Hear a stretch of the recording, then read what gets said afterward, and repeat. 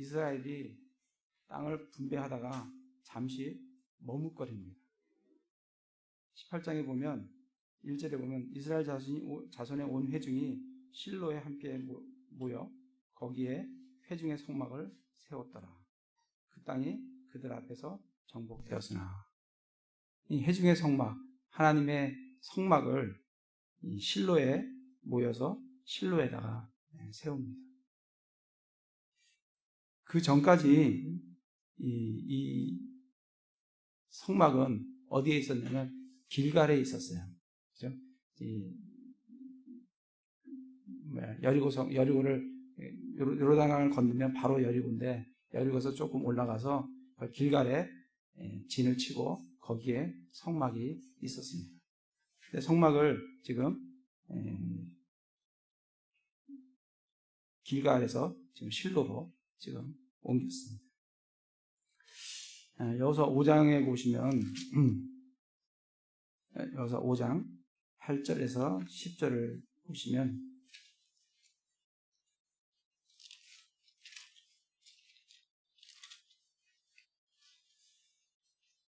8절에 보시면 그들이 온 백성에게 할례를 행한 뒤에 그들이 온전히 될 때까지 진영에 있는 자기들의 처소에 거하니라. 주께서 여호수아에게 이르시되 이날 내가 너희에게 이집트의 수치를 떼내어 불러가게 하였노라 하였으므로 그곳의 이름을 이날까지 길갈이라고 하니라. 이스라엘 자손이 길갈에 진을 쳤고 그날 14일 저녁에 여리고 평야에서 유월절을 지켰으며 이 길갈에 진을 치고 거기에 하나님의 성막이 있었습니다. 6장 11절을 가보겠습니다. 6장 11절에 보면 이와 같이 주의 궤가 그 도시를 한번 돌고 에워싼 뒤에 그들이 진영으로 돌아와 진영에 머무니라. 여리고를 정복할 때 그 궤가 여리고를 돌고 어디로 오냐면 진영으로, 길갈에 있는 진영으로 지금 돌아오는 걸 볼 수가 있습니다. 9장을 가보겠습니다. 9장 6절에 보시면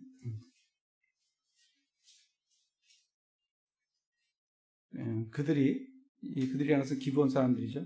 그들이 길갈에 있던 진영으로 나와 여호수아에게 이르되 그와 이스라엘 사람에게 이르되 우리는 먼 날에서 왔나이다. 그러므로 이제 우리와 동맹을 맺소서 하매. 그래서 지금 기브온 사람이 어디로 오냐면 길갈에 있는 진영으로. 여기까지는 계속 길갈에 성막이 있는 것을 볼 수가 있습니다. 10장 43절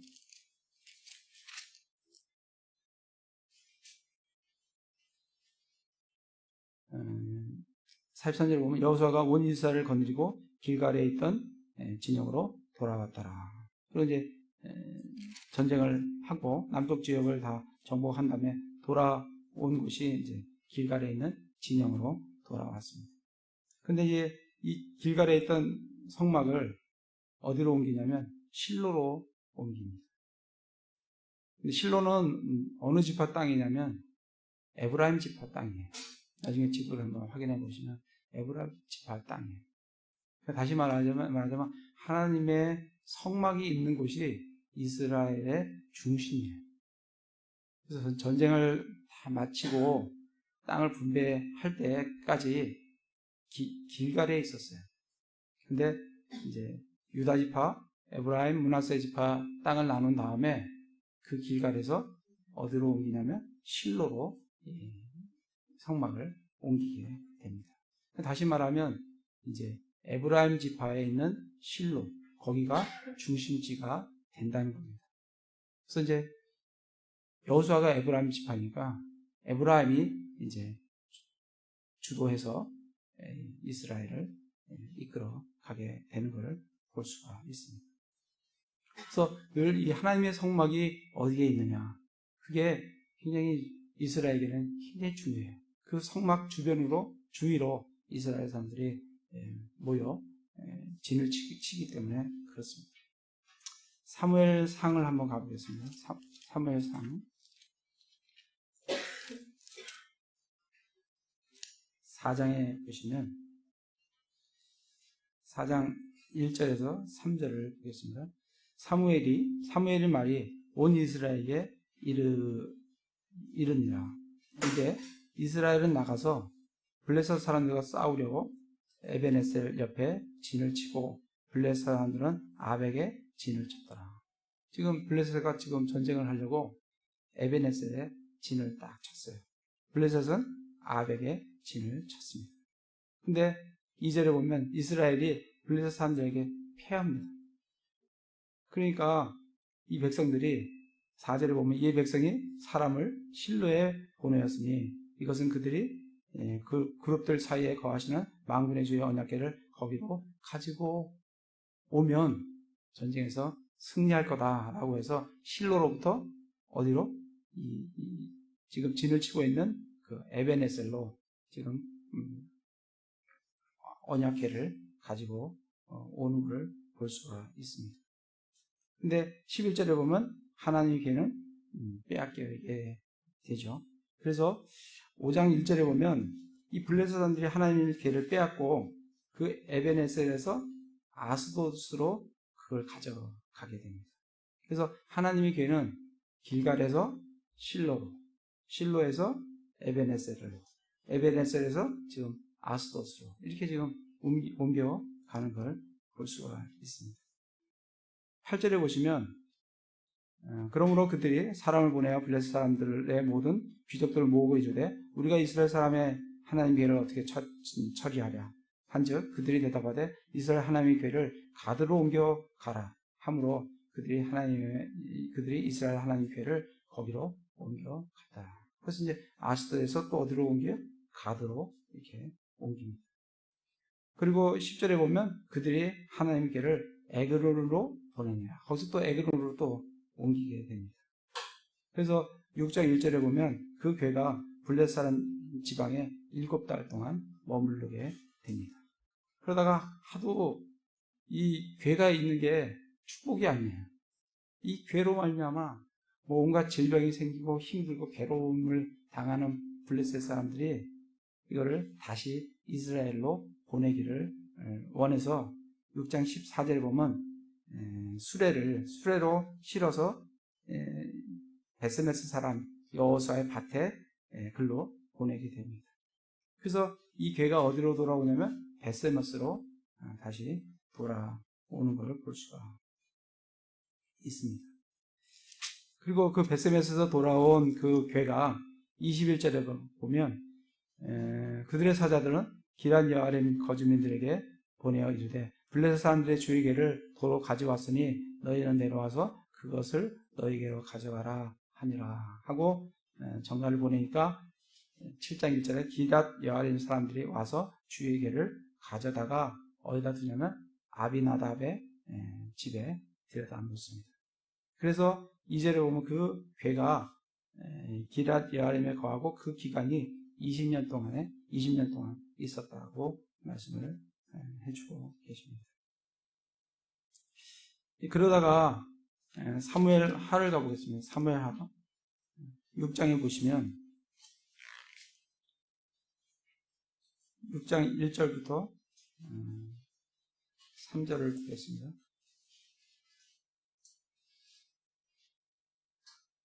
다윗이 이스라엘에서 택한 모든 사람 3만 명을 다시 함께 모으고 다윗이 일어난 유다의 바알레에서 나와 자기와 함께 있던 온 백성과 함께 거기서 하나님의 궤를 가져오려고 하였는데 그 궤 이름은 그 그룹들 사이에 거하는 만군의 주의 이름으로 불리느니라.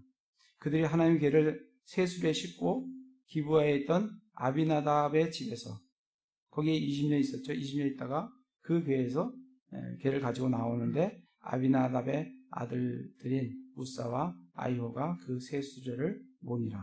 해서 거기서부터 이제 옮기게 됩니다.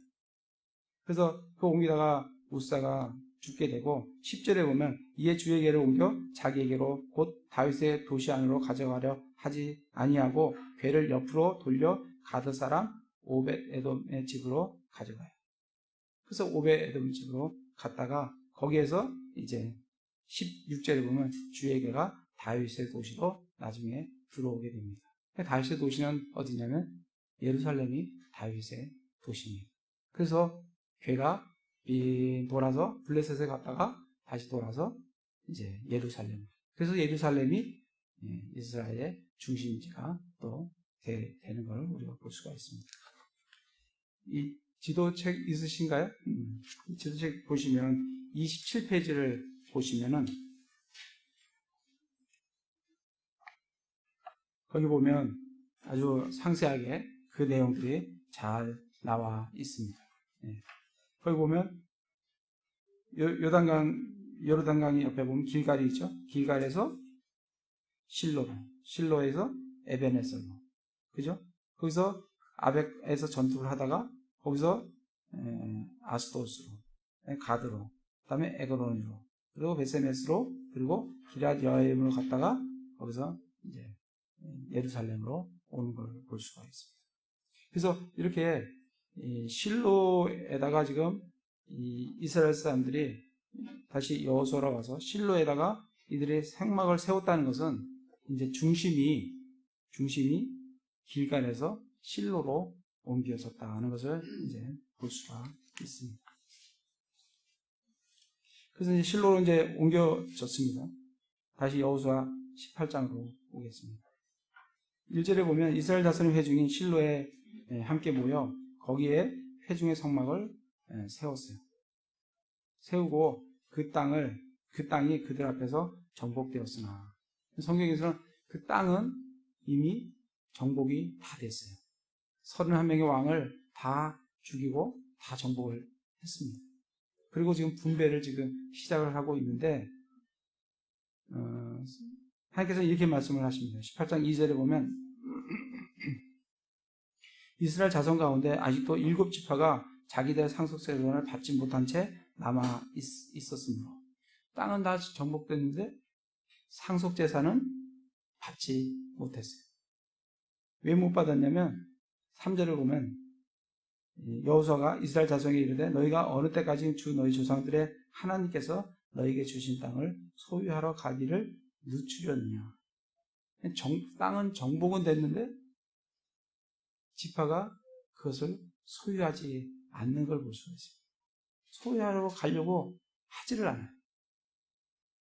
제일 먼저 소유한 데가 유다 지파죠. 유다 지파가 거의 이스라엘 전체 땅에 거의 3분의 1 이상, 거의 반을 차지하는 거, 지도를 보시면 거의 반을 차지하는 것 같이 보입니다. 거기다가 또 누가 차지해요? 에브라임 지파하고 므낫세 지파가 차지하고 나니까 거의 5분의 3 이상을 차지한 것 같아요. 그러니까 일곱 지파는 별로 마음이 별로 없는 거예요. 이거 제비는 뽑긴 뽑아야 되는데 벌써 차지하는 땅에 5분의 3은 다 차지했고 몇 지파가? 두 지파 반이에요. 그러니 별로 이게 가고자 하는 마음들이 안 생겨나는 걸 볼 수가 있습니다. 그래서 지금 여호수아가 책망을 하는 거예요. 너희가 어떻게 소유하러 가기를 늦추었느냐. 우리 그리스도인들도 마찬가지예요. 이미 예수님께서 십자가에서 못 박혀 죽으심으로 이미 사탄을 괴멸시키고 다 정복을 했어요. 우리는 땅을 정복하는, 그리스도인은 땅을 정복하는 게 아닙니다. 우리는 혼을 정복해요. 사람을 정복합니다. 그런데 정말 우리 그리스도인들이 얼마나 사람을 정복하려고 위닝 소울, 그걸 위닝 소울이라고 합니다. 사람들을 얻으려고 내가 얼마나 사람들에게 가느냐. 지금 7지파가 가지를 않는 거예요. 그래서 여호수아가 이들을 불러서 4절에 보면 각 지파에서 3사람씩 내라. 그리고 가서 나머지 땅을 7몫으로 이렇게 나누어갖고 그려갖고 묘사해서 내게 가져와라. 그러면 너희가 안 뽑으니까 내가 뽑아줄게 하고 여호수아가 강제성을 띠고 그들에게 이제 사명을 줍니다. 그래서 그들은 이제 가게 되는 걸 볼 수가 있습니다. 그러면서 5절에 보면 그들이 그 땅을 7몫으로 나누되 유다는 남쪽으로 자기 지경 안에 거하고 요셉의 집은 북쪽으로 자기 지경에 거하니.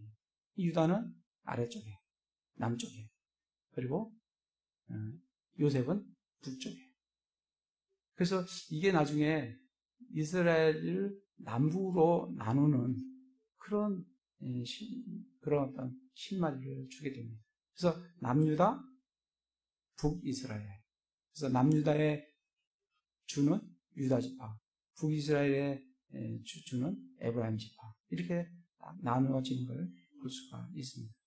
그래서 이제 그러므로 6절에 보면 그러면 너희가 그 땅을 일곱 목소로 묘사한 뒤에 묘사한 것으로 이것으로 내게로 가져올지니라. 그러면 내가 여기에서 어디에서? 실로에서 하나님의 성막 앞에서 너희를 위하여 우리 주 하나님 앞에서 제비를 뽑겠다. 그렇게 이제 말씀을 하니까 8절에 그 사람들이 일어나서 나가니 여호수아가 그 땅을 묘사하러 가는 자들에게 명하여 이르되 가서 그 땅을 두루다니며 그것을 묘사한 뒤에 내게로 돌아오라. 그러면 내가 여기 실로에서 실로 하나님의 궤가 있는 하나님의 성막이 있는 실로에서 너희를 위하여 주 앞에서 제비를 뽑으리라. 그래서 그들이 왔을 때 10절에 여호수아가 그들을 위하여 실로에서 주 앞에서 제비를 뽑고 그들에게 이제 나누어 주게 됩니다. 그 나누어 주게 되는 게 이제 베냐민 땅부터 시작을 하는 거죠. 베냐민부터 7지파가 이렇게 이제 순서대로 받게 됩니다. 그래서 우리가 잘 보게 되면 이 18장에 이 실로에 있는 하나님의 성막, 궤가 있는 하나님의 성막, 이걸 중심으로 이 성경이 어떻게 기록되어 있는지 우리가 좀 살펴보면 18장 그 전에 보면 15장, 16장, 15장은 누구죠? 유다 지파. 17장은 15장은 유다 지파, 16장은 에브라임 지파, 17장은 므낫세 반지파. 이들이 영적 제사장, 영적 장자 지파, 유다 지파, 그리고 육적 장자 지파, 에브라임, 므낫세 지파, 요셉 지파죠. 그들이 땅을 받는 걸 18장을 중심으로 앞에다 기록해 놓고 있고, 그리고 나머지 7지파, 베냐민부터 뒤에 나오죠. 시므온, 스볼론, 이사갈, 아셀, 납달리, 단.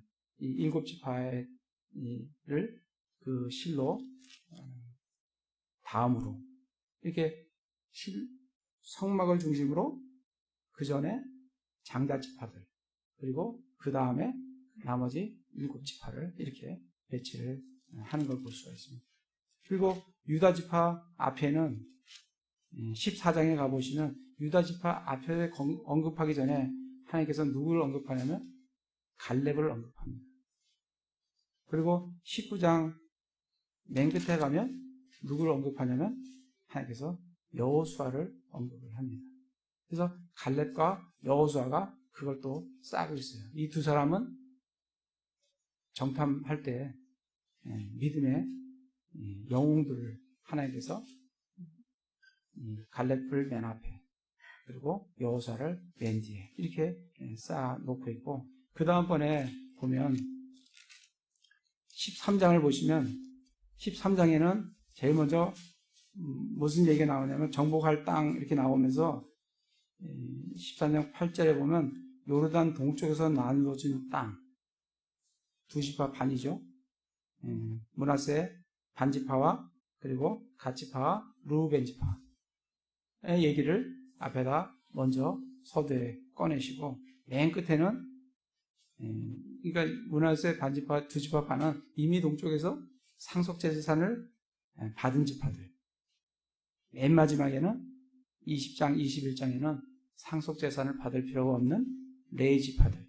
그렇게 성경이 뭘 중심으로? 성막을 중심으로 장자지파, 그 외 지파, 그리고 갈렙과 여호수아, 이미 받은 2지파 반, 그리고 받을 필요 없는 레위 지파. 이렇게 성경이 제비를 뽑지만 기록되어 있는 게 아주 정교하게 이렇게 기록되어 있는 걸 볼 수가 있습니다. 그래서 이 제비를 뽑지만 이 제비는 하나님께서 간섭을 하는 제비. 사람이 뽑지만 그거를 간섭하시는 분은 하나님이신 것을 우리가 볼 수가 있습니다. 그래서 다시 이제 18장으로 오면 이제 베냐민 지파 땅을 이렇게 먼저 7지파에서 제일 먼저 뽑은 땅이 어디냐면 베냐민 지파 땅이에요. 그래서 베냐민 지파는 12절에 보면 이 경계를 이제 나누는데 12절에 보면 북쪽 편에 그들의 경계는, 그래서 북쪽 편의 경계가 나오고, 그 다음에 14절에 보면 맨 끝에 보면 이것은 서부 지역이더라. 그러니까 이게 서쪽 경계가 되는 거예요. 그 다음에 15절에는 남쪽 지역은 하면서 이게 남쪽 경계를 이렇게 설명을 해줍니다. 그리고 이제 20절에 가면 동편에서 그것의 경계는 하면서 요르단을 설명을 해줘요.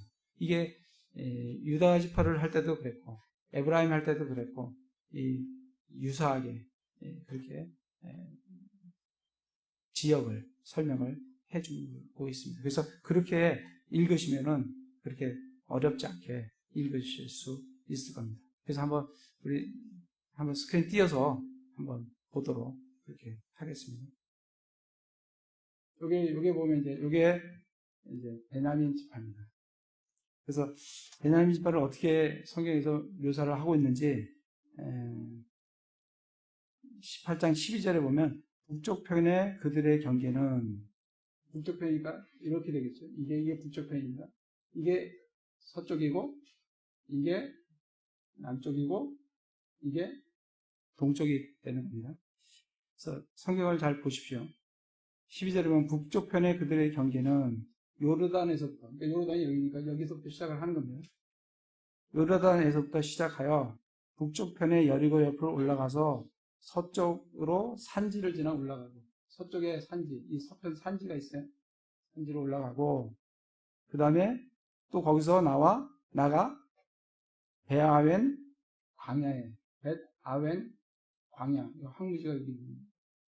일로 이르며 13절에 또 그 경계가 거기서부터 루스로 나가서, 이 루스가 베델이라 했죠. 루스로 나가서 곧 루스는 베델이며, 여기까지 지금 북쪽 경계를 지금 설명을 하고 있는 겁니다. 그러면서 이제 바로 이제 서쪽 경계를 설명을 합니다. 그 경계가 아다로 아달로 내려가서 그 다음에 아래쪽 벳호론의 남쪽 편에 놓인 산으로 가까이 이르러, 벳호론에 이르러, 그게 이제 서쪽을 지금 얘기를 하는 겁니다. 벳호론에 이르러 남쪽 편에 놓인 산에 가까이 이르고 거기서 뻗어 나와 벳호론 앞에 남쪽으로 놓인 산으로부터 남쪽으로 바다의 모퉁이를 돌고, 여기서 어쨌든 이쪽이 지금 지중해인데 이 지중해까지는 안 가지만 어쨌든 이렇게 지중해 모퉁이를 돈다는 거예요. 그래서 이게 이쯤까지인지 아니면 더 갔는지 그거는 뭐 사실은 지도마다 좀 달라요. 그래서 성경에 보면 어쨌든 여기서 바다의 모퉁이를 돌아, 그러니까 여기가 지중해라고 하면 지중해가 여기죠. 지금 현재 여기 지중해입니다. 여기서부터 지금 이렇게 내려왔는데 사실은 이게 더 가는지 그거는 뭐 정확하게 알 수는 없어요. 어쨌든 이 성경 지금 이 지도들은 대부분 다 이렇게 내려오도록 그렇게 돼 있어요. 성경에서는 어쨌든 바다의 경계까지 모퉁이까지 돌았다.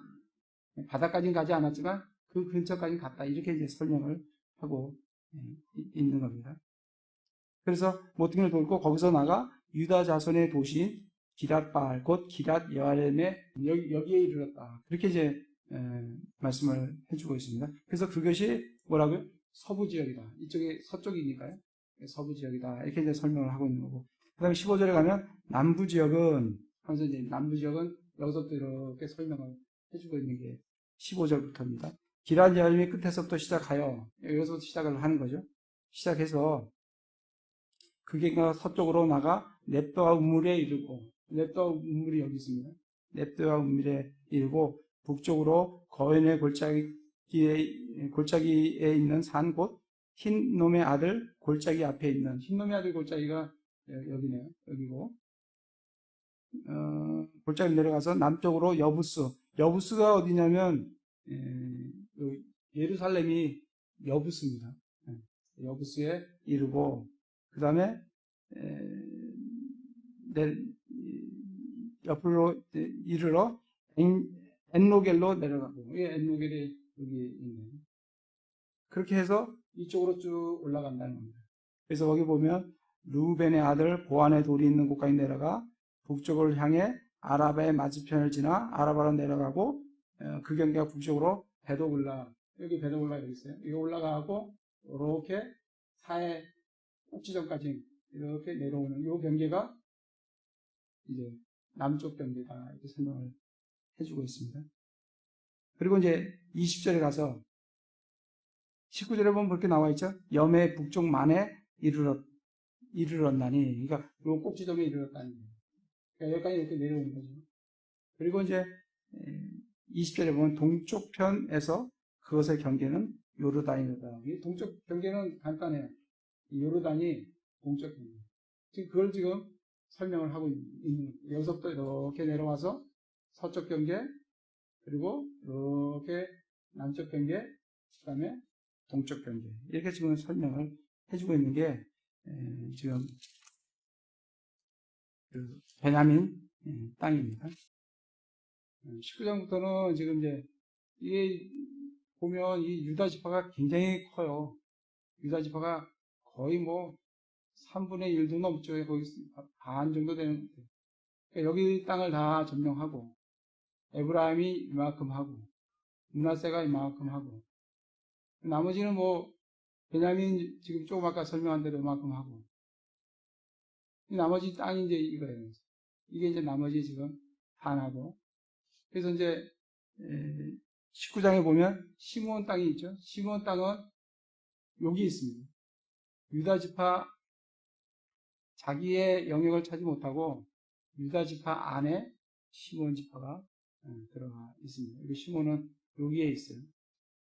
그리고 시므온 다음에 어디에 스불론은 여기 있고 그 다음에 이사갈 여기에 있고 그 다음에 아셀 이쪽에 있습니다.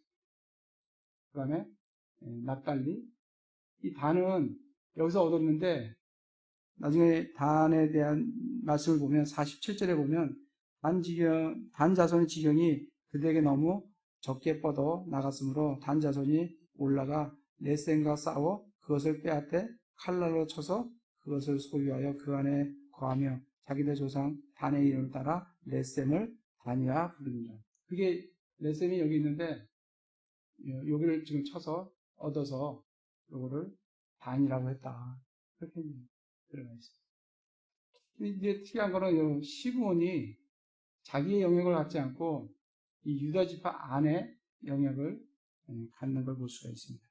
19장 1절에 보면 둘째로 시므온 곧 시므온 자손의 지파를 위하여 그들의 가족대로 제비를 뽑았는데 그들의 상속재산은 유다 자손의 상속재산 안에 있더라. 그러니까 이들의 상속재산은 어디 이렇게 자기만의 영역을 가져야 되는데 그러지 못하고 유다 지파의 그 상속 그 안에 시므온 상속 재산이 이렇게 있습니다. 19장 9절에 보면 시므온 자손의 상속 재산은 유다 자손의 목 중에서 취하였으니 이는 유다 자손의 몫이 그들에게 너무 많음으로 시므온 자손이 자기들의 상속 재산을 그들의 상속 재산 안에서 얻었기 때문이다. 유다 지파가 굉장히 상속 재산을 많이 얻어가지고 이 시므온이 다른 데 얻지 않고 이 부분을 얻어서 상속 재산을 받은 걸 볼 수가 있습니다. 어떻게 보면 새빵살이 같은 그런 느낌이 들죠. 그럼 왜 시므온은 이렇게 독립적으로 얻지 못하고 이 새빵을 살게 되는가? 보시면 인구조사를 지금 이스라엘이 합니다. 1차 인구조사를 하고 2차 인구조사를 해요. 여기 이제 지파들이 이렇게 나와 있는데, 1차 인구조사 할 때 가장 많은 인구를 가진 지파가 유다 지파예요. 요게 순위입니다. 1차 인구조사 때 순위예요. 1위가 어디냐면 유다예요. 2위는 단지파예요. 3위는 시므온입니다. 시므온이 1차 인구조사 때는 굉장히 큰 규모의 지파예요. 근데 이제 2차 인구조사를 딱 이제 가나안 땅에 들어가려고 2차 인구조사를 딱 하니까 유다는 그대로 1위예요. 몇 명이 늘었냐면 약 1,900명이 늘었어요. 는 지파를 보면 므낫세 같은 경우는 12위였는데 인구가 많이 늘어가지고 6위예요. 한 2만 명 정도가 늘었어요. 근데 이 인구가 이게 주는 지파도 있어요. 가장 많이 주는 지파가 어디냐면 시므온 지파예요. 이게 3위였는데 12위 맨 마지막에 됩니다. 몇 명이 주냐면 37,000명이 줄어요. 그러니까 59,000명에서 59,300명에서 22,200명 줄어도 너무 많이 줄은 거예요. 이거를 보면 분명히 이 사이에 무슨 일이 있었다는 것을 우리가 알 수가 있어요. 왜냐면 굉장히 다른 지파들은 뭐 줄어도 조금 줄거나 늘거나 이렇게 되는데 현격하게 줄었다는 것은 이 지파에 무슨 일이 있었다는 것을 우리가 알 수가 있습니다. 그래서 좀 이따가 우리가 한번 성경 말씀을 찾아서 한번 보도록 그렇게 했습니다. 그래서 그런 이제 그거를 이 말씀을 통해서 더 많은 걸 볼 수도 있지만 일단 그 정도로 이제 우리가 좀 말씀을 좀 보면 좋겠어요. 에브라임 같은 경우는 그렇게 지파가 그렇게 크지 않아요. 순위가 1차 때 10이었고 2차 때 오히려 좀 줄어서 11입니다. 이런 걸 이제 볼 수가 있어요.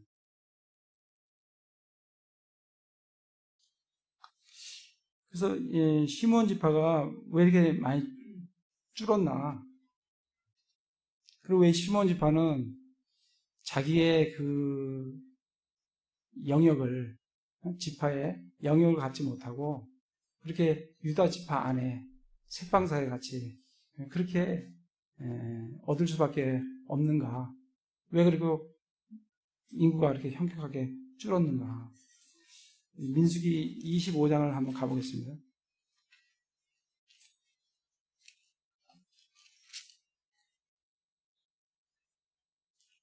민수기 25장에 보시면 이스라엘이 이 모압에서 음행을 합니다. 이 음행 사건 이후에 26장에 가면 인구조사가 2차 인구조사가 이때 이루어집니다. 이 모압에서 음행을 하는데 25장 1절에 보면 이스라엘이 시팀에 머무르며 백성이 모압의 딸들과 행하기 시작하니라. 그랬을 때 3절에 보면 이스라엘이 스스로 바알볼에게 연합하였으므로 주의 분노가 이스라엘을 향해 타올라요. 그래서 주께서 모세에게 백성의 모든 우두머리를 붙잡아서 해를 향하여 주 앞에 목을 매달라. 그렇게 말씀을 합니다. 근데 6절에 보면 또 보라 이스라엘 자손의 온 회중의 성방문 앞에서 울 때 이스라엘 자손 중 한 사람이 모세의 눈앞과 온 회중 눈앞에서 미디안 여인 하나를 데리고 자기 형제들과 히데에게로 오니라. 지금 하나님의 분노가 일어나서 지금 그 하나님께서 이스라엘 사람들을 지금 징계하고 있어요.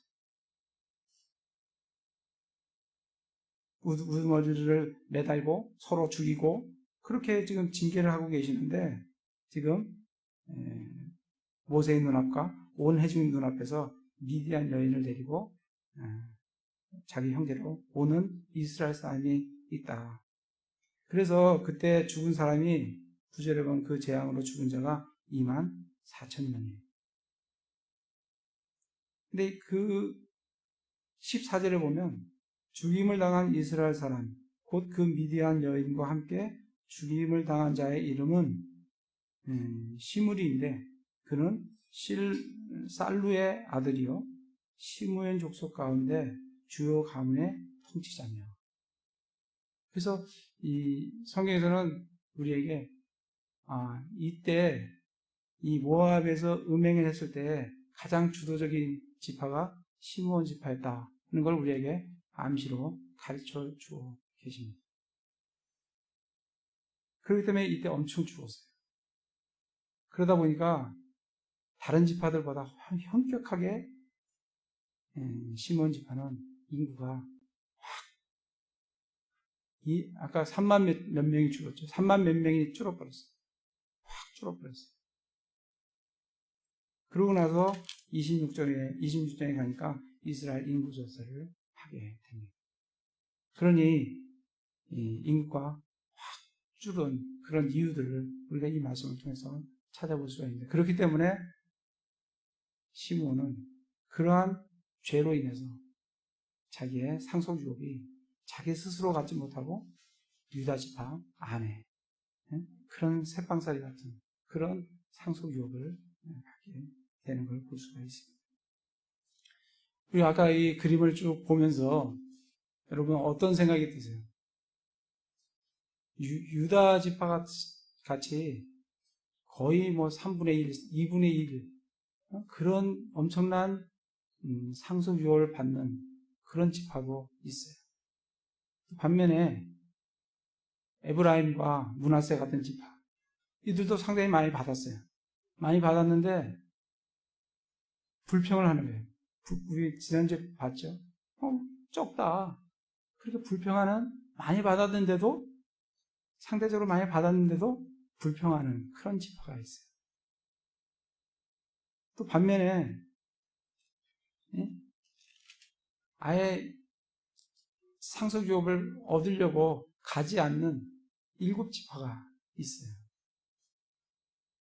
또 그 중에서도 시므온 지파 같이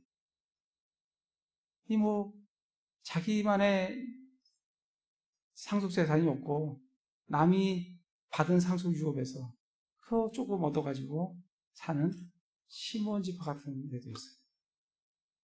또 단지파 같이 아주 작아가지고 저 위로 올라가서 좀 더 정복을 해야 겨우 지파가 이렇게 거주할 수 있는 그런 지파도 있습니다. 이걸 통해서 나중에 우리도 하늘 왕국에 가서, 이건 예표입니다. 상속 유업의 예표예요. 상속 유업은 평등하게 주는 게 아니라는 걸 우리에게 보여주고 있습니다. 하나님은 평등하신 하나님이신데 상속 유업은 평등하게 주어지지가 않아요. 엄청나게 받는 지파가 있는가 하면 남이 지파에 가서 새빵살이 하는 그런 유업을 받는 사람도 있어요. 아예 지파가 이 땅이 작아서 다른 데 가서 구해야 하는 그런 지파들도 있습니다. 우리도 나중에 하늘왕국에 가서 우리가 받을 상속 유업이 있어요. 근데 상속 유업이 지금 우리 교회 여기 계신 분들만 하더라도 다 다릅니다. 하나님이 10조각으로 해서 10개를 탁 잘라가지고 10분의 1씩, 10명이 10분의 1씩 그렇게 주시지 않으세요. 하나님은 공평하신 하나님이세요. 그러니까 그에게 상속 유업은 이 땅에서 내가 어떠한 삶을, 어떠한 믿음의 삶을 살았느냐에 따라서 상속 유업이 결정됩니다. 나중에 예수 그리스도 심판사 앞에 가서 나 그런 거 못 들었습니다 이러시면 안 돼요. 수없이 얘기했습니다. 많이 했어요. 내가 살아가는 이 땅에서의 이 기간 동안 내가 어떤 믿음의 삶을 사느냐에 따라서 내 상속 유업이 결정됩니다. 그게 공평하신 하나님이에요. 그렇지만 우리에게 예수 그리스도를 믿으면 구원을 주시죠. 그건 하나님의 평등하신 하나님이에요. 구원은 평등하게 줍니다. 그러나 상속 유업은 평등하게 주는 게 아니고 공평하게 주세요. 이 땅에서 내가 주님을 위해서 살아간 사람에게는 그에 상응하는 엄청난 상속 유업이 주어지고, 그렇지 않은 경우에는 단지파와 같이, 시몬지파 같이 그렇게 상속 유업을 받는 사람들, 어떨 경우는 아예 상속 유업이 없는 사람들도 있습니다. 로마서 가보겠습니다. 로마서 8장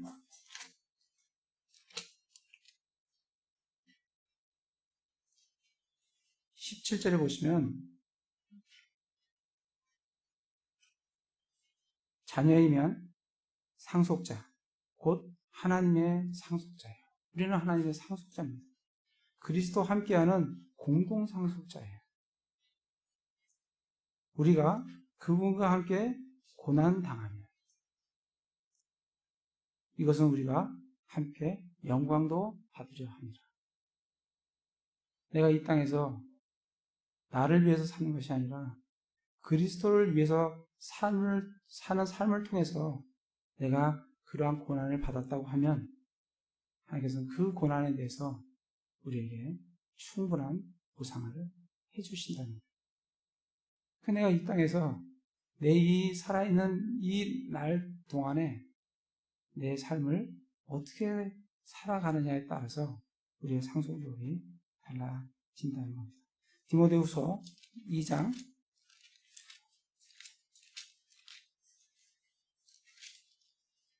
12절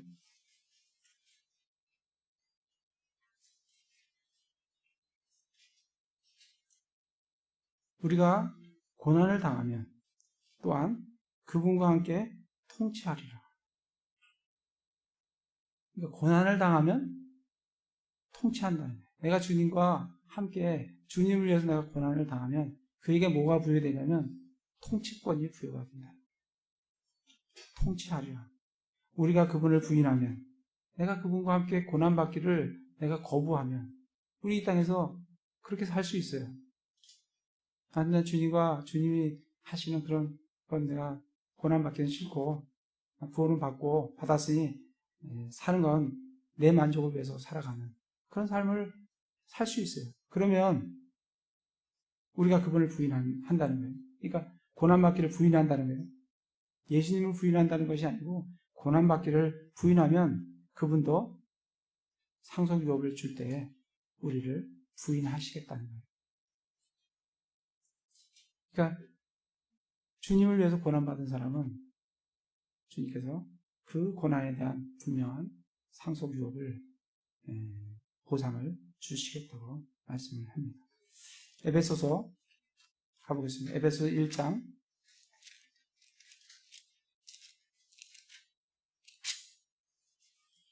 18절